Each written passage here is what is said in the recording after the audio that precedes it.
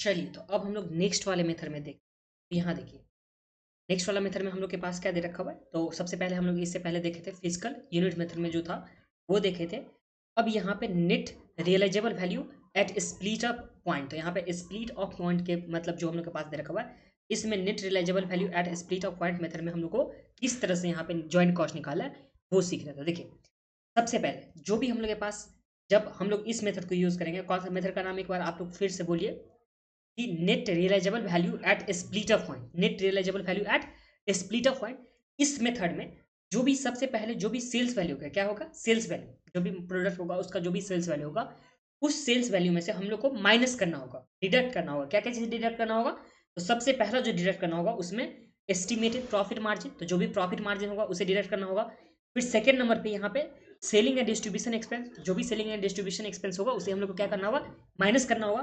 फिर यहाँ पे पोस्ट स्प्लिट ऑफ जो कॉस्ट होगा उसे भी हम लोग को क्या करना होगा, यहाँ पे माइनस करना होगा। तो देखिए, net realisable value at split off point में हम लोग क्या करेंगे, सबसे पहले जो भी हम लोग के पास सेल्स का वैल्यू होगा उस सेल्स वैल्यू में से प्रॉफिट को माइनस करेंगे, जो भी सेलिंग एंड डिस्ट्रीब्यूशन एक्सपेंस है उसे माइनस करेंगे, और पोस्ट स्प्लिट ऑफ जो भी कॉस्ट होगा दैट इज जो स्प्लिट ऑफ पॉइंट के बाद जहां पे प्रोडक्ट, यहाँ पे देखिए प्रोसेस यहाँ पे हुआ था, प्रोसेस यहाँ पे होने के बाद एक प्रोडक्ट हो गया था ए और दूसरा बी और तीसरा सी।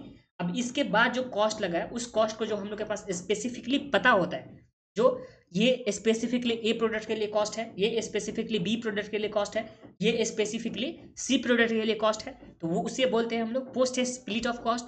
और उस पोस्ट स्प्लिट ऑफ कॉस्ट को हम लोग क्या करेंगे, माइनस करेंगे। चलिए इसे हम लोग देखते हैं, ये नेक्स्ट वाला जो एग्जाम्पल देखा उससे यहाँ पे नीचे आ जाइए आप लोग, पहले एक बार फॉर्मेट देख लीजिए, ठीक है।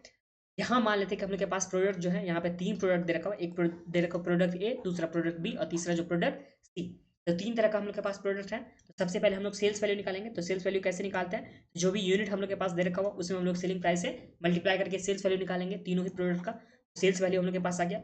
इसमें से जो भी प्रॉफिट मार्जिन होगा, ए का प्रॉफिट मार्जिन, बी का प्रॉफिट मार्जिन, सी का प्रॉफिट मार्जिन, उस प्रॉफिट मार्जिन को हम लोग क्या कर देंगे, माइनस कर देंगे, ठीक है।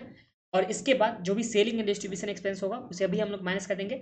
और इसमें माइनस करने के बाद जो भी हम लोग के पास जो सेलिंग एंड डिस्ट्रीब्यूशन हो गया, उसके बाद पोस्ट स्प्लिट ऑफ कॉस्ट हो गया, मतलब कि जो प्रोडक्ट यहाँ पे बन चुका है, स्प्लिट ऑफ फंड मतलब कि एक बार प्रोडक्ट बन चुका है उसके बाद जो भी कॉस्ट लगेगा उस स्पेसिफिक प्रोडक्ट के लिए, तो उसे भी माइनस कर देंगे। तो हम लोग के पास आ जाएगा नेट रियलाइजेबल वैल्यू। और इस नेट रियलाइजेबल वैल्यू के हम लोग रेशियो में क्या कर देंगे, जो भी हम लोग के पास ज्वाइंट कॉस्ट होगा उसे हम लोग क्या कर देंगे, अपोर्शनमेंट कर देंगे। तो ये समझ में तो कोई प्रॉब्लम नहीं आप लोग को। सबसे पहले हम लोग को क्या निकालना होगा, इसमें सेल्स वैल्यू निकालना होगा, उसमें से हम लोग प्रॉफिट मार्जिन को माइनस करेंगे, फिर सेलिंग एंड डिस्ट्रीब्यूशन एक्सपेंस को माइनस करेंगे, फिर उसके बाद हम लोग के पास जो भी पोस्ट स्प्लिट ऑफ कॉस्ट होगा उसे माइनस करेंगे। और ये माइनस करने के बाद हम लोग के पास जो आएगा उसे हम लोग क्या बोलेंगे, नेट रियलाइजेबल वैल्यू, ठीक है। इसे एग्जाम्पल नंबर 1 से देखते हैं। तो एग्जाम्पल नंबर 1 में देखिए क्या बोल रहे हैं यहाँ पे, a entity incurred a joint cost of 64,500। तो इसका जो एंटिटी का यहाँ पे जॉइंट कॉस्ट है वो कितना है, तो 64,500 है। इन प्रोड्यूसिंग टू प्रोडक्ट ए का जिसका यूनिट कितना दे रखा है, 200 यूनिट, और यहाँ पे बी दे रखा है जिसका यूनिट कितना दे रखा हुआ है, 200 यूनिट। तो देखिए सबसे पहले ज्वाइंट कॉस्ट जो है वो 64,500। इससे यहाँ पे दो प्रोडक्ट यहाँ पे निकल के निकला है, जहाँ पे ए निकला हुआ है, दूसरा क्या निकला हुआ है, बी। ए का जो यूनिट दे रखा हुआ वो दे रखा है 200 यूनिट, और यहाँ पे बी का जो दे रखा हुआ वो कितना दे रखा हुआ है, 200 यूनिट। दोनों में यहाँ पे आइडेंटिकल यूनिट में निकला है, ठीक है। And earn a sale revenue of 86,000 by selling 175 unit of A. तो यहाँ पे जो ए को बेचा जाता है वो ₹170 करके, और यहाँ पे जो बी को बेचा जा रहा है उसमें कितना, 260 रुपीज़ करके, 260 रुपीज़ करके पर यूनिट के हिसाब से यहाँ पे बी को बेचा जा रहा है। और इसका जो टोटल यहाँ पे सेल का जो अमाउंट आ रहा है वो कितना आ रहा है, 86,000, ठीक है।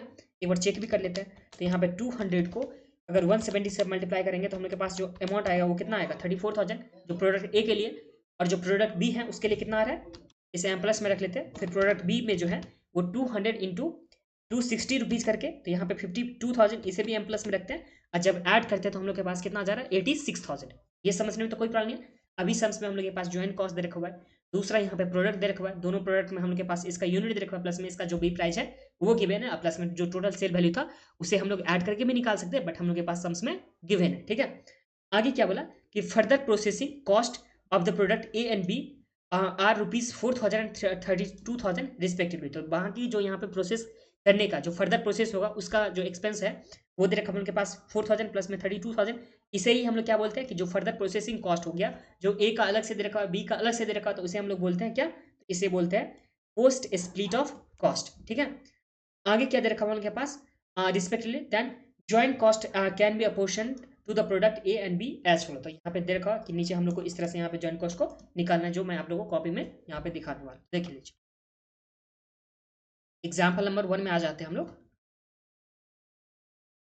एग्जाम्पल 1 में देख लीजिए, दो प्रोडक्ट हम लोग के पास है। सबसे पहले तो यहाँ पे लिख देता हूँ, प्रोडक्ट ए है, दूसरा क्या है प्रोडक्ट बी। हम लोग किस तरह से यहाँ पे निकाल देते हैं। सबसे पहले मेथड का नाम क्या है, तो मेथड का नाम लोग क्या है हम लोग के पास है, जो net realisable value at a split off point. यहाँ पे लिख भी देता हूँ, net realisable value at split off point. ठीक है, ये हम लोग के पास क्या रहा, मेथड का नाम रहा। इसमें हम लोग के पास ए और बी है। तो सबसे पहले हम लोग क्या निकालते थे, इसका सेल वैल्यू निकालते हैं। तो सबसे पहले हम लोग लिखेंगे सेल वैल्यू, और सेल वैल्यू के लिए हम लोग के पास डेटा गिवन है। डेटा में क्या गिवन है, तो जो ए का यहाँ पे सेल वैल्यू दे रखा हुआ है, वो दे रखा हुआ है ₹170 करके, और 200 यूनिट में। तो यहाँ पे 170 इंटू 200 जब हम लोग करेंगे, तो हम लोग के पास जो आ गया सेल का अमाउंट, वो आ गया 34,000। बी का इसी तरह से, तो बी का यहाँ पे यूनिट है 200, तो यहाँ पे 200, और इसका जो प्राइस दे रखा हुआ है बी का, वो कितना दे रखा हुआ है, ₹260 पर यूनिट के हिसाब से। तो इंटू 260 अगर हम लोग करें, तो इसका आ गया 52,000। तो पहले हम लोग सेल्स लिखते थे, इस सेल्स में से जो भी प्रॉफिट का पार्ट होता था उसे माइनस करेंगे, बट हम लोग के पास में प्रॉफिट का पार्ट दे रखा हुआ है, आंसर इज नो। प्रॉफिट तो हम लोग के पास गिवन नहीं है ना, तो प्रॉफिट तो हम लोग के पास कुछ भी नहीं होगा। तो एक बार मैं लिख देता हूँ प्रॉफिट मार्जिन। प्रॉफिट मार्जिन में हम लोग के पास कुछ भी पता नहीं है, ठीक है। अब प्रॉफिट मार्जिन के बाद हम लोग क्या माइनस करते थे, तो प्रॉफिट मार्जिन के बाद जो भी हम लोग के पास सेलिंग एंड डिस्ट्रीब्यूशन एक्सपेंस होता था उसे माइनस करते थे। यहाँ पे सेलिंग एंड डिस्ट्रीब्यूशन एक्सपेंस, और सम्स में दे रखा हुआ सेलिंग एंड डिस्ट्रीब्यूशन एक्सपेंस, तो आंसर इज नो। तो इसे हम लोग कुछ भी नहीं कर सकते। बट हम लोग के पास पोस्ट स्प्लिट ऑफ हम लोग के पास दे रखा हुआ, जो भी एक्सपेंस है पोस्ट स्प्लिट ऑफ एक्सपेंस हम लोग के पास सम्स में गिवन। जो प्रोडक्ट ए के लिए 4,000 और प्रोडक्ट बी के लिए कितना 32,000। तो यहाँ पे माइनस करेंगे हम लोग 4,000, और इसमें माइनस करेंगे 32,000। अब ये माइनस करने के बाद जो भी हम लोग के पास होगा उसे हम लोग क्या बोलते थे, रियलाइजेबल वैल्यू। तो यहाँ पे लिखेंगे रियलाइजेबल वैल्यू, जो इस केस में कितना हो जाएगा, तो ये आ जाएगा 30,000, और दूसरा जो हो जाएगा हम लोग के पास हो जाएगा 52,000 में से अगर 32,000 माइनस कर दें, तो आ गया हम लोग के पास जो आ गया वो कितना आ गया 20,000। अब ज्वाइंट कॉस्ट जो हम लोग के पास गिवन है, कितना गिवन है 64,500। इसे हम लोग किस रेशियो में बांटेंगे, तो हम लोग इसी के रेशियो में क्या कर देंगे, बांट देंगे। मतलब ज्वाइंट का उसका जो रेशियो हो जाएगा वो कितना हो जाएगा 3:2 हो जाएगा। मतलब 30,000:20,000, तो इसे हम रेशियो में बांटेंगे तो कितना हो जाएगा इसका रेशियो, तो ये आ गया 3:2। और इसी 3:2 के रेशियो में हम लोग ज्वाइंट कॉस्ट को बांटेंगे।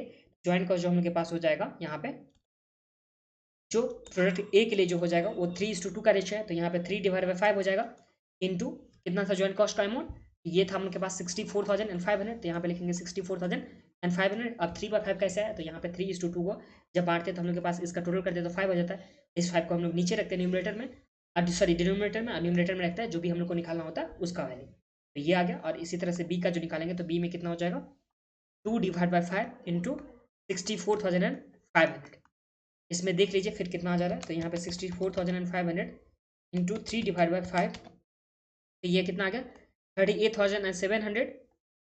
फिर 64,500 में अगर हम लोग मल्टीप्लाई करेंगे 2/5 करें, तो अब कितना आ जाएगा ये 25,800।